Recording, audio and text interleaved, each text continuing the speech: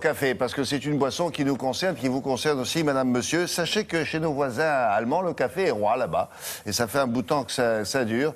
Mais alors, il y a une petite variante. La mode qui fait fureur dans les bars branchés de Berlin, c'est le café filtre, figurez-vous. Et oui, le bon vieux café filtre. Et Amaury et Gilbert s'est aperçu de ça. Et c'est pas étonnant dans un pays qui voue, mais ça, on ne le savait pas ici, un véritable culte à ce breuvage. Et les Allemands consomment énormément de café. Mais Amaury, pas seulement le matin, paraît-il. Bonjour. Bonjour William, bonjour à tous. Alors moi, comme des millions d'Allemands, je vais me faire mon petit café du matin. Effectivement, les Allemands en consomment le matin, mais aussi toute la journée.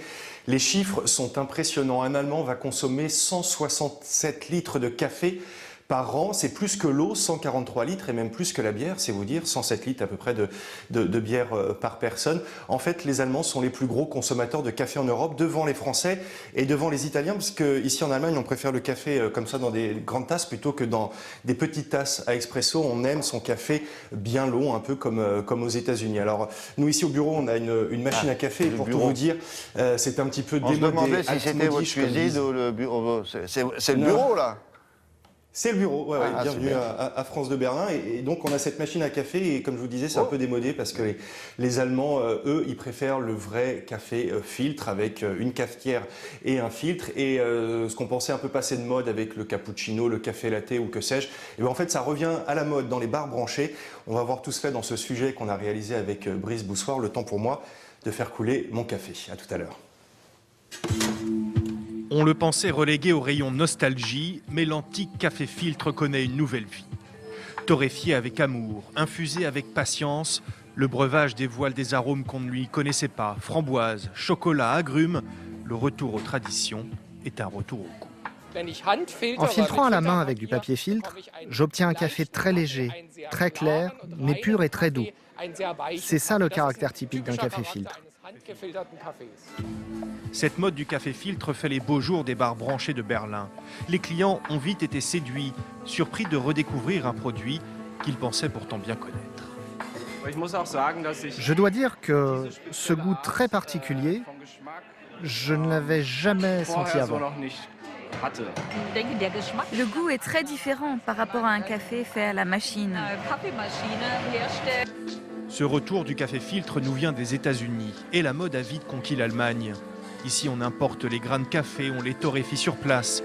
Le café est ensuite moulu, infusé avec une eau à 90 degrés, 3 minutes seulement, et surtout, il ne faut rien ajouter. Nous servons le café uniquement noir, car nous sommes des puristes. Il ne viendrait jamais à l'idée d'un Français de verser du lait dans son champagne.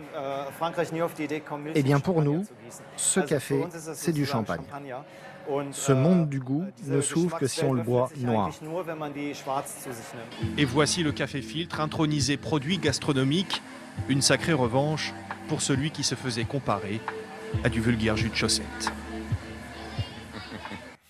Mais pourquoi les Allemands n'ont pas cédé à la mode du café avec capsule, comme un peu partout? Ah, on est dans le bureau de France 2 à Berlin. On a changé. Ah, c'est bien chez vous. Voilà. Ouais, c'est joli. On vient de s'installer, on vient de déménager. Ah, c'est là, tout vous neuf. voyez, c'est mon bureau. Ah, d'accord. C'est tout neuf, oui. Enfin, Bon, très bien. Les meubles ne sont pas tout neufs, mais on vient de s'installer. Alors, pour revenir sur les capsules, en fait, ici en Allemagne, William, ça n'a jamais vraiment pris.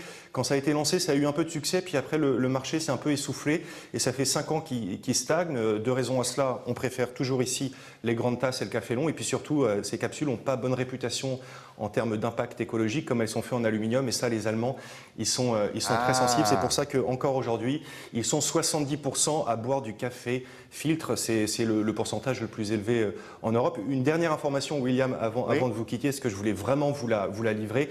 La passion du café filtre, c'est pas seulement une mode passagère. Il y a eu des championnats du monde, figurez-vous, jeudi dernier à Seattle, championnat du monde de café filtre.